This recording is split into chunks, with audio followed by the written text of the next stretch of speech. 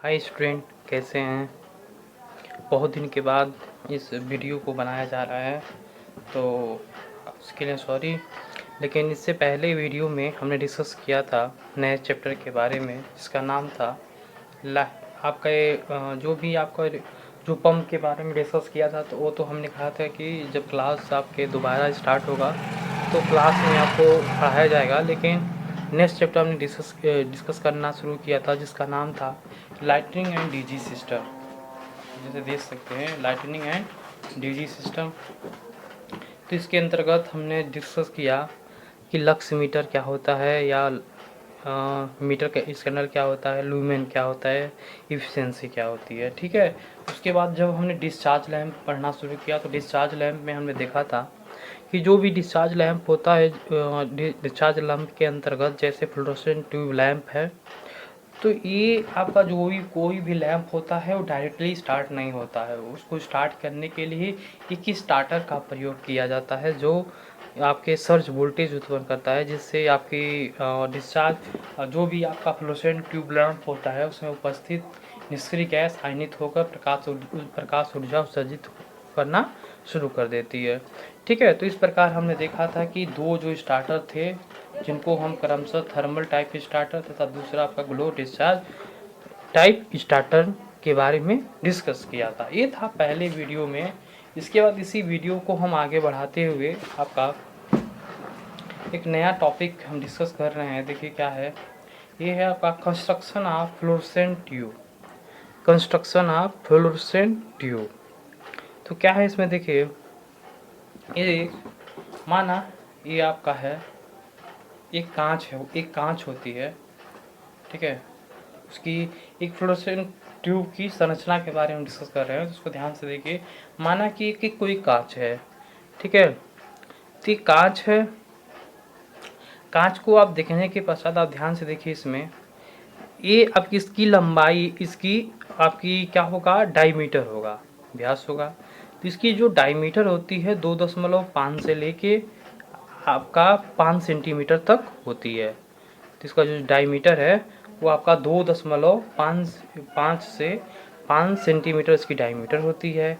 तथा इस जो ट्यूब लैंप है, जो ट्यूब है, इसकी लंबाई जो होती है वो 60 से 150 सेंटीमीटर होती है। ये कांच की नली होती है।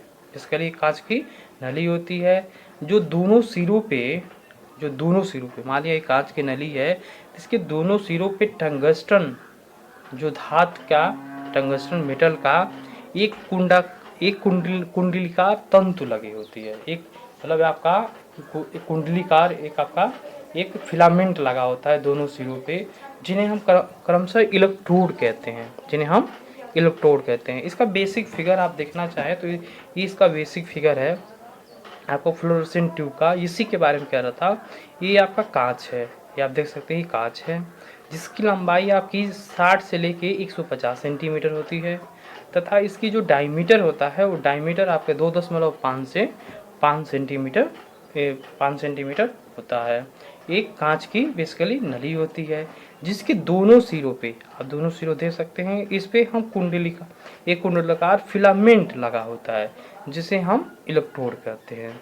इन इलेक्ट्रोडों पे हम क्या करते हैं, बेरियम ऑक्साइड का लेप लगाते हैं। ठीक है। इन इलेक्ट्रोडों पर हम क्या करते हैं, बेरियम ऑक्साइड का लेप चढ़ा देते हैं, ताकि जो आपका फिलामेंट है थोड़ा सा गर्म होने पर ही आसानी से अत्यधिक मात्रा में इलेक्ट्रॉन का उत्सर्जन कर सके, अत्यधिक मात्रा में इलेक्ट्रॉन का उत्सर्जित करे। उत्सर्जित करके इन दोनों तंतुओं को नली के दोनों सिरों पर इस प्रकार सील किया जाता है। जो आपका ये इलेक्ट्रोड होता है, इनको इस प्रकार सील किया जाता है, ठीक है, कि ये पिन के रूप में आसानी से बाहर निकले। इस प्रकार उसको सील किया जाता है ताकि पिन के रूप में आसानी से क्या हो, उभार आए, ताकि इन पिनों को हम आसानी से क्या है कि आपके इलेक्ट्रिकल सर्किट से हम उसे या विद्युत परिपथ से उसे आसानी से सुव्यवस्थित किया जाए या उसे जोड़ा जाए। ठीक है। इस प्रकार उसका क्या था, ये बेसिकली फिगर था। इसके अलावा ट्यूब के अंदर, जो ट्यूब होता है, ट्यूब के अंदर हम क्या करते हैं, वायु को निकाल कर हम निष्क्रिय गैस, जो निष्क्रिय गैस होता है 2.5 मिलीमीटर के न्यून दाब पर इसमें भरा जाता है। क्या है, जो भी आपका ट्यूब है, ट्यूब के अंदर जो भी आपकी वायु होती है, वायु को निकाल के हम लो प्रेशर पर हम क्या करते हैं, 2.5 मिली मतलब लो प्रेशर के साथ निष्क्रिय गैस को भरा जाता है।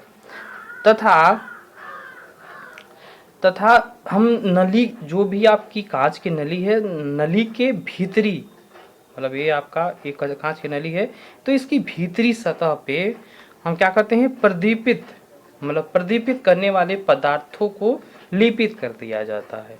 प्रदीपित पदार्थों को हम लेपित कर देते हैं, ताकि जो भी वहाँ से ये जो आपका फ्लोरोसेंट ट्यूब होता है, यहाँ से निकलने वाली जो दृश्य, जो आपकी निकलने वाली जो क्या है, जो गैस का उत्सर्जन के या विसर्जन के पश्चात निकलने वाली जो प्रकाश की किरण हो, उससे क्या हो कि वो पराबैंगनी किरण को अवशोषित करके दृश्य प्रकाश को उत्सर्जित करने का कार्य करे। तो हम क्या करते हैं, कांच की नली के ऊपर हम आपके प्रदीपित पदार्थ से हम लेपित करने का कार्य करते हैं। निम्न प्रकार के आपके प्रदीपित पदार्थ हैं, जो आपके विभिन्न प्रकार की आपकी वेव लेंथ निकालती हैं। उसी के अनुसार आपके विभिन्न प्रकार के रंग के प्रकाश उत्सर्जित करते हैं। जैसे पहला इसमें देखिए क्या है, इसमें फिगर बनाया है, आप देख सकते हैं। इसमें क्या देखिए, जो प्रदीपित पदार्थ में है कैडमियम बोरेट, ये लाल गुलाबी होता है, जिसका तरंगदैर्घ्य आपका, इसकी तरंग लंबाई आपकी 6150 होता है। कैडमियम सिलिकेट पीला गुलाबी होता है, जिसका आपका तरंग लंबाई 5950 है। एक होता है जिंक बेरियम सिलिकेट, जिसका जो कलर पीला सफ़ेद देता है, जिसकी तरंग लंबाई आपकी वेव लंबाई होती है, लेंथ होती है, वो 5950 होता है। उसी तरह जिंक सिलिकेट है, जो हरा रंग का प्रकाश उत्सर्जित करता है, जिसकी तरंग लंबाई आपकी 5250 है, 5250 है। मैग्नीशियम टंगस्टेट होता है, जिसका प्रकाश का रंग नीला सफ़ेद होता है, जो 4800 उसकी तरंग लंबाई होती है। इसके अलावा कैल्शियम टंगेस्ट होता है, नीला रंग का होता है, जो 4400 प्रकाश उत्सर्जित करती है। तो इस प्रकार जो भी ट्यूब के अंदर ही सतह पे जो हम प्रदीपित पदार्थ को लेपित किया जाता है, अगर ये मान लिया कैडमियम बोरेट का होगा तो लाल गुलाबी रंग का दृश्य प्रकाश उत्पन्न करेगा, जो जिसकी मतलब आपकी तरंग लंबाई 6150 होगी। ठीक है, ये था आपका कंस्ट्रक्शन ऑफ फ्लोरोसेंट ट्यूब के बारे में। इसके अलावा हम, ये तो रहा कंस्ट्रक्शन, इसके बाद हम डिस्कस करते हैं वर्किंग प्रिंसिपल। देख सकते हैं ये किस वर्किंग प्रिंसिपल पे वर्क करता है, कैसे वर्क करता है, इसके बारे में हमें डिस्कस करना है।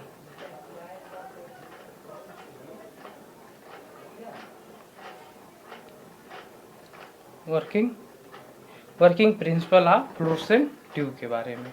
तो इससे पहले भी वीडियो में हमने डिस्कस किया तो बताया था कि इस वीडियो को हम आपको लिखा नहीं जा सकता है, इसको हम आसानी से समझना है। बस आप समझते रहिए क्वेश्चन को, जो भी आपका टॉपिक है उसे समझिए, उसे आसानी से जो भी आपके छोटे से जो आपके सीरीज आते हैं, जो क्वांटम टाइप के आते हैं, ठीक है, जो विद्या क्वेश्चन जैसे होते हैं, उनको आप आसानी से पढ़ लीजिए और समझ में आ जाएगा। तो इसलिए से नोट्स नहीं प्रॉपरली बना रहा हूँ, जो इम्पोर्टेंट चीज़ें होती हैं वो लिखता हूँ, कि ज़्यादातर आपको बातों को सुनना है, समझना है। ठीक है, तो चलिए आपके वर्किंग प्रिंसिपल के बारे में डिस्कस करते हैं। तो देखिए क्या है, जो आपकी प्रदीपित नलिका जो होती है, प्रकाशित करने के लिए हम क्या करते हैं, जो संपूर्ण उपकरण होते हैं उनको हम संयोजित किया जाता है। जैसे आप इस फिगर में देख सकते हैं, एक आपका फ्लोरोसेंट ट्यूब है, इसको हमने क्या किया है, क्रमशः ये आपका जो भी स्टार्टर जो बात किया था वो स्टार्टर से संयोजित किया है। पुनः उसके दूसरे सिरों को हम चोक से तथा पावर फैक्टर कैपेसिटर रहता है उसको एसी मेन से संयोजित किया जाता है। इस प्रकार उसको संयोजित करते हैं। ठीक है, अब देखिए क्या है कि जब हम ट्यूब लैम्प को, जो भी आपका ट्यूब लैम्प होता है, जब हम ट्यूब लैम्प को एसी मेन सप्लाई से हम जब जोड़ते हैं तो जोड़ने के पश्चात जो ट्यूब के इलेक्ट्रोड होते हैं वो गर्म होकर इलेक्ट्रॉन को उत्सर्जित करते हैं। इससे पहले कंस्ट्रक्शन में हमने भी बात किया कि हम इलेक्ट्रोडों पर बोरियम ऑक्साइड का लेप करते जाता है ताकि लो आपके थोड़ा सा गर्म होने पर ही ज़्यादा से ज़्यादा मात्रा में इलेक्ट्रॉन का उत्सर्जन हो सके। तो वो तो ये था कि ताकि उसकी क्रियाशीलता को बढ़ाने के लिए हैं। लेकिन सिंपल इसकी वर्किंग की बात किया जाए, हम सिंपल क्या करते हैं कि उनको दोनों सिरों को हम एसी मेन की सप्लाई से जोड़ दिया जाता है। जोड़ने के पश्चात जो उसके इलेक्ट्रोड होते हैं, इलेक्ट्रोड आपके धीरे धीरे गर्म होते हैं। गर्म होने के पश्चात वो इलेक्ट्रॉन उत्सर्जित करना शुरू कर देते हैं। इसके फलस्वरूप क्या होता है, गर्म होने के फलस्वरूप जो आपकी ट्यूब होती है, ट्यूब के अंदर जो आपने निष्क्रिय गैस भरा है, चाहे आर्गन हो चाहे नियान हो, तो इसकी निष्क्रिय गैस के क्या होती है, कुछ आयनीकरण होना शुरू हो जाता है। क्योंकि संपूर्ण आयनीकरण नहीं होता है, मतलब जो भी इसके अंदर जो निष्क्रिय गैस है वो पूरी तरह से आयनाइज नहीं होते हैं, कुछ मात्रा में आयनाइज होना शुरू हो जाता है। तथा जो आपकी नली होती है उसकी अचालकता, जो आपका कह सकते हैं आपका जो इंसुलेटर, मतलब अचालकता या कह सकते हैं उसकी लो कंडक्टिविटी कम हो जाती है। इस प्रकार जो स्टार्टर आपने इससे पहले टॉपिक में डिस्कस किया था, जो स्टार्टर के जो संपर्क पॉइंट होते हैं वो खुलते हैं। संपर्क पॉइंट आपके खुल जाता है, ग्लो टाइप के संपर्क आपस में जुड़े रहते हैं तो ना आपका खुल जाता है। खुलते ही जो भी आपके सर्किट में धारा का प्रभाव अचानक रुक जाता है। जैसे क्या है कि जो कि धारा का प्रवाह हो रहा था वो अचानक रुक जाता है। तो रुकने के पश्चात क्या होता है कि रुकने के पश्चात जो चोक होता है, चोक आपका सर्ज वोल्टेज उत्पन्न करता है कुछ समय के लिए, बहुत मतलब हाई वोल्टेज कह सकते हैं या सर्ज वोल्टेज उत्पन्न करता है। ये जो होता है सर्ज वोल्टेज उत्पन्न करता है। जो ये आपके इलेक्ट्रोड होते हैं, इलेक्ट्रोडों में जिससे आपके इलेक्ट्रोड का दोनों सिरों का विभवांतर क्या हो जाता है, पोटेंशियल ड्रॉप अचानक बढ़ जाता है।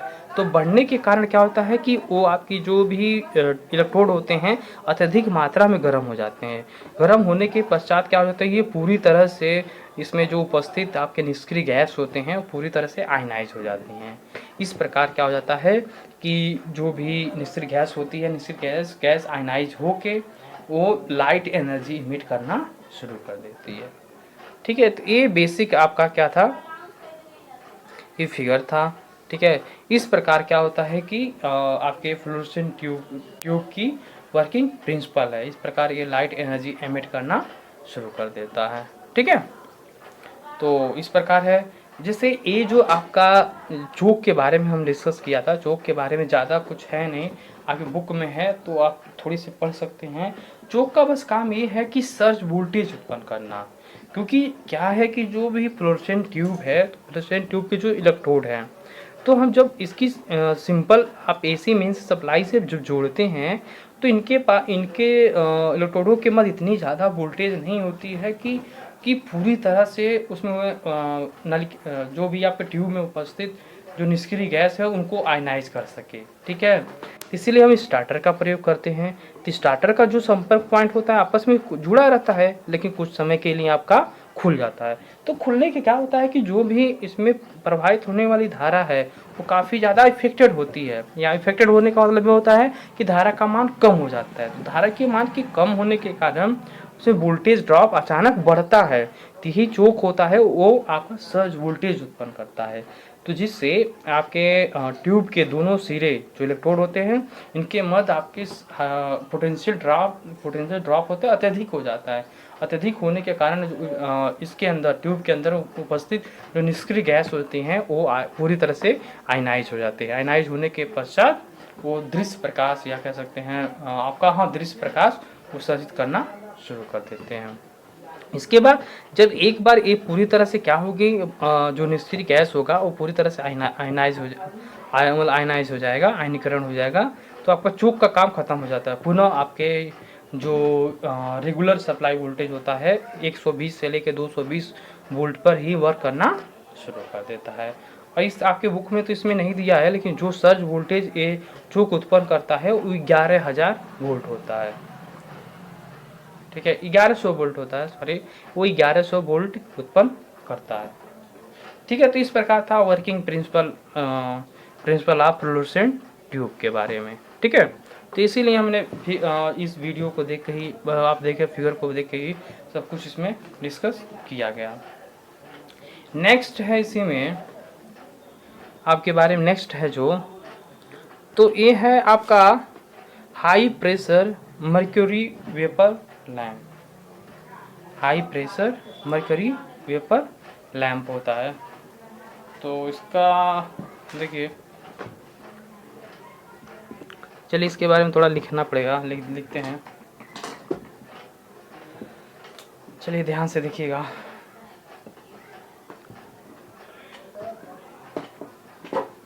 देखिए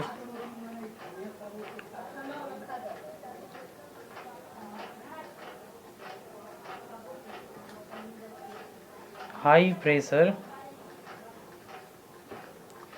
प्रेशर मर्क्यूरी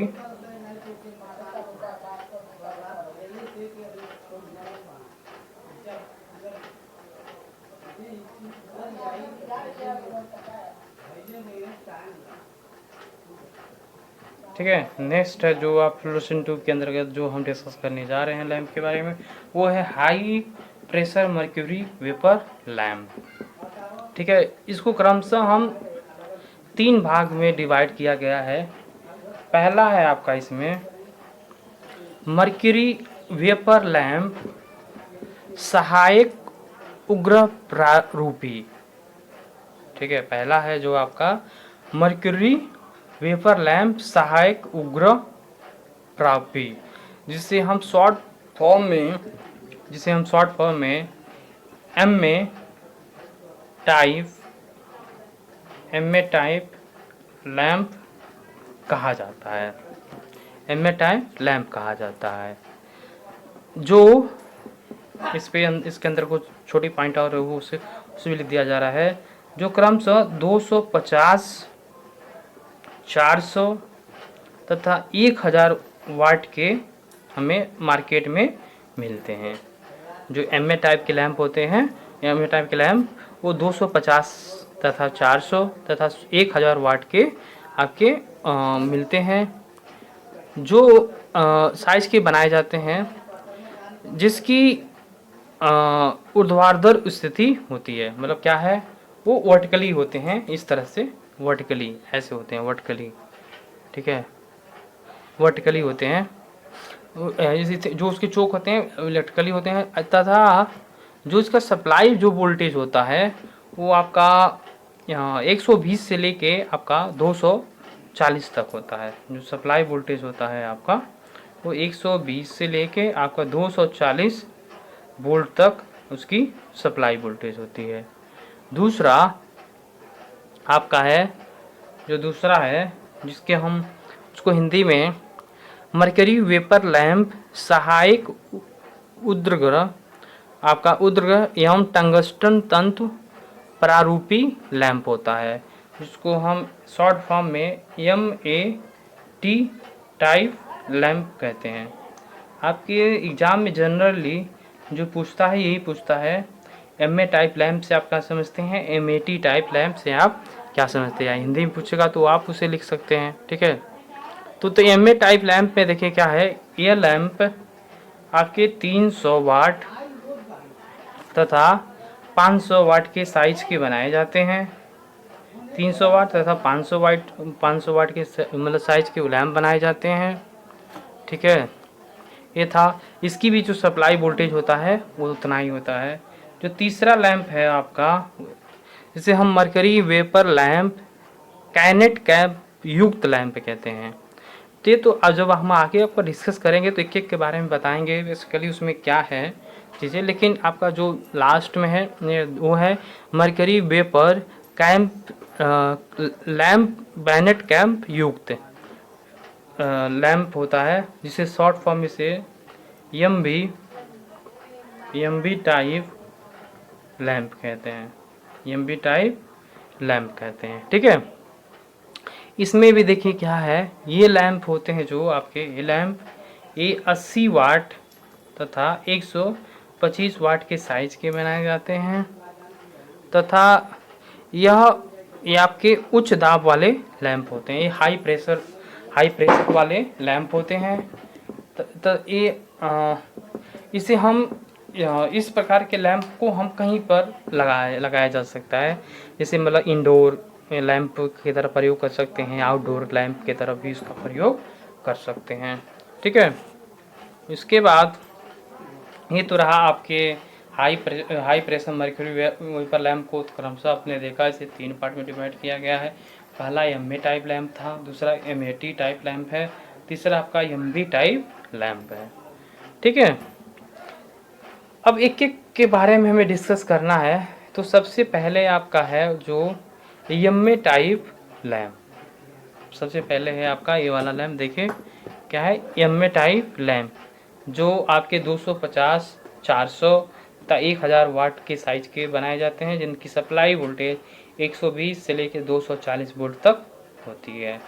ये इसका फिगर है, जो एमए टाइप लैंप का वो बेसिकली फिगर है, जो बेसिक डायग्राम है आप देख सकते हैं। आप इससे पहले वाले में जैसे था वैसे ही कैपेसिटर है, जो पावर फैक्टर इम्प्रूवमेंट होता है, क्योंकि जब चोक आपका सर्ज वोल्टेज उत्पन्न करता है तो पावर फैक्टर आपका लो हो जाता है, तो उसी पावर फैक्टर को इम्प्रूव करने के लिए हम कैपेसिटर को पैरेलल में लगाते हैं। ये इसी मेंस के साथ जोड़ा जाता है। चोक है, ये आपके कैंप के जो इलेक्ट्रोड होते हैं जो बाहर की तरफ लोगे जाते हैं, जिसको हम विद्युत सप्लाई जोड़ने का कार्य करते हैं। ये कैप है। ये देखिए दो प्रकार, ये पहला ये देखिए ये वाला जो एक आउटर एक आवरण होता है, ठीक है, सुरक्षित के लगाया जाता है। ये दूसरा वाला ये आउटर ट्यूब है, ये बाहरी आवरण है। इसके अंदर 2 ट्यूब हैं, देखिए एक आउटर ट्यूब है, एक आपके इनर ट्यूब है। ठीक है, जो इनर ट्यूब होती है मर्क्यूरी आर्गन के साथ संयुक्त रूप से इसको भर के इसमें बनाया जाता है। बाहर आपका आउटर ट्यूब है, ये आपका अपर मेन इलेक्ट्रोड होता है। इस सहायक या ऑक्सिलरी इलेक्ट्रोड होता है, ये ऑक्सिलरी इलेक्ट्रोड होता है जो करंट लिमिटिंग हाई रजिस्टर का कार्य करता है, करंट लिमिटिंग हाई रजिस्टर का कार्य करता है। ये आपका लोअर मेन इलेक्ट्रोड है, ये लोअर मेन इलेक्ट्रोड है। तो इसका बेसिक फिगर आप देख सकते हैं। ठीक है, इसमें देखिए क्या है, इसका फिगर आपका इसमें दर्शाया गया है, ये आप देख सकते हैं। यह लैंप कठोर कांच बोरोसिलिकेट की ट्यूब का बना होता है। क्या है कि जो एमए टाइप लैंप होती है वो कठोर कांच की बोरोसिलिकेट की ट्यूब बना होता है, जिसे हम आर्गन ट्यूब कहते हैं, इसे बोरोसिलिकेट ट्यूब होता है, जिसे हम आर्गन ट्यूब कहते हैं। इसके दोनों सिरों पे हम ऑक्साइड लेपित तार के कुंडलीकार मेन इलेक्ट्रोड लगे होते हैं। आप देखिए ये जो आपके इलेक्ट्रोड हैं दोनों क्रमशः, ये दोनों आपके मेन इलेक्ट्रोड होते हैं। ऊपर वाला अपर मेन इलेक्ट्रोड कहलाता है, दूसरा वाला लोअर मेन इलेक्ट्रोड होता है। एक कुंडलीकार आकृति के होते हैं। ठीक है, जो नीचे वाले जो नीचे वाला है इसको हम क्या करते हैं, इसके साथ हम श्रेणी क्रम में इसके साथ हम क्या करते हैं, देखिए आप जो लोअर मेन इलेक्ट्रोड है इसके साथ हम क्या करते हैं, संपर्क में हम क्या करते हैं, इसके साथ हम हाई रेजिस्टेंस का एक तार से संयोजित किया जाता है। देखिए क्या है, ये आपका लोअर मेन इलेक्ट्रोड है ना, तो इसको हम बाहर निकला है सीधा, इसको हम क्या करते हैं, इसके साथ हम क्या करते हैं सीरीज में हाई रेजिस्टेंस के प्रतिरोध के साथ हम क्या करते हैं, मतलब हाई रेजिस्टेंस के साथ इसको संयोजित या कनेक्टेड किया जाता है। ठीक है, ये जो संपूर्ण आर्गन ट्यूब का संयोजन है एक अन्य बाह्य आवरण के साथ जुड़ा रहता है। वही बताया मैं, ये जो दूसरा एक बाह्य आवरण है इसको ये पूरी तरह से क्या रहता है आपका, ये जुड़ा है, ये वाला देखिए, ये पूरी तरह से ये दूसरी बाह्य आवरण है, ये पूरी तरह से ये आपका जो आर्गन ट्यूब है वो पूरी तरह से बंद रहता है, संयोजित रहता है। जो आपका जिसमें वायु की अनुपस्थिति होती है, मतलब क्या है कि इसमें पूरी तरह से वायु रहित होता है, इसमें वायु की उपस्थिति नहीं होती है। ठीक है, बंद रहता है, ताकि क्या है कि जो भी आंतरिक जो ट्यूब का तापमान बढ़ने पर जो ऑपरेशन के अंतर्गत इसमें किसी प्रकार की क्या नाम है आपका उससे समस्या उत्पन्न न हो। ठीक है, जो भी आपका अगर इसमें जो निष्क्रिय जो इलेक्ट्रोड हैं इसके अंदर जो निष्क्रिय गैस भरे गए हैं, इसमें उत्सर्जन अगर स्टार्ट हो तो उसका तापमान बस यहीं रहे, वो बाहर की तरफ न मतलब बाहर ना निकल सके। ठीक है, इसके अलावा देखिए क्या है, इस जो लैंप होती है तो लैंप के हम ऊपर जो टोपी होती है स्क्रू कैप का लगाते हैं, चूड़ीदार कैप लगाते हैं, चूड़ीदार कैप होती है। ठीक है, जिससे जो उत्सर्जित होने वाली करंट को उचित क्षमता के साथ एक चोक को हम श्रेणी क्रम में संयोजित करते हैं, तथा इसके साथ इसके पैरेलल में हम एक कैपेसिटर लगाते हैं जो पावर फैक्टर इम्प्रूविंग का कार्य करता है। ठीक है, तो इस प्रकार आपका ये बेसिक फिगर है क्या है कि एमए टाइप लैंप का। तो उसमें एक एक चीज़ें थी, आप देख सकते थे, ये क्या था, एक बोरोसिलिकेट का एक ट्यूब होता है जिसे हम आर्गन ट्यूब कहते हैं। ठीक है, इसके एक दोनों सिरों पे आप देख सकते हैं क्रमशः 2 इलेक्ट्रोड होते हैं जिसे हम मेन इलेक्ट्रोड कहते हैं। ऊपर वाले को अपर मेन इलेक्ट्रोड कहते हैं, नीचे वाले को लोअर मेन इलेक्ट्रोड कहते हैं। जो लोअर मेन इलेक्ट्रोड होता है इसी के साथ हम श्रेणी क्रम में हाई रेजिस्टेंस के साथ इसे संयोजित किया जाता है, तथा इस पूरे संपूर्ण व्यवस्था के बाहर भी एक आपका शून्यकृत आवरण किया जाता है। जो मतलब शून्यकृत आवरण का मतलब ये होता है कि उसमें वायु की अनुपस्थिति हो। ऐसा इसलिए हो ताकि जब इलेक्ट्रोड पूरी तरह से गर्म होने के पश्चात उसमें उपस्थित निष्क्रिय गैस जब उत्सर्जित हो तो उसका तापमान इसके अंदर ही रहे, वो बाहर की तरफ न जा सके। ठीक है, तो तापमान को नियंत्रित करने का एक तरह से कार्य करना है। तो इसका ये बेसिक फिगर है। ठीक है, ये है एमए टाइप लैंप का ये बेसिक फिगर है। तो आज के वीडियो में बस हम एमए टाइप लैंप के बारे में बस हमने उसके कंस्ट्रक्शन के बारे में डिस्कस किया, उसका डायग्राम बेसिकली होता क्या है। ठीक है, इसकी वर्किंग रह जा रही है, तो इसकी वर्किंग हम अगले वीडियो में हम डिस्कस करेंगे। इसके बाद आपका एमए टाइप लैंप बच जाएगा और एमबी टाइप लैंप। तो इससे बस ये बताना था कि जो high pressure mercury vapour lamp जो 3 प्रकार के लैंप थे, एमए टाइप लैंप था, दूसरा एमएटी टाइप लैंप था, दूसरा एमबी टाइप लैंप। तो जो एमए टाइप लैंप है इसी को पहला मेन था। तो इस वीडियो को आप ध्यान से देखिएगा, इसी के अकॉर्डिंग ये दोनों क्रमशः दोनों लैंप होते हैं, उसमें थोड़ी सी चेंजेस होते हैं, उसी के कारण इनके नाम अलग अलग हैं। लेकिन मेन जो आपका जो डायग्राम है बेसिकली ये आपका यही वाला था। इसको आप ध्यान से इसे एक बार वीडियो को ध्यान से देखिएगा, किस प्रकार इसको संयोजित किया गया है, कैसे कैसे काम था। ठीक है, तो नेक्स्ट वीडियो में इसके वर्किंग के बारे में डिस्कस करेंगे। तो बस आज के लिए बस इतना ही, बस थैंक यू।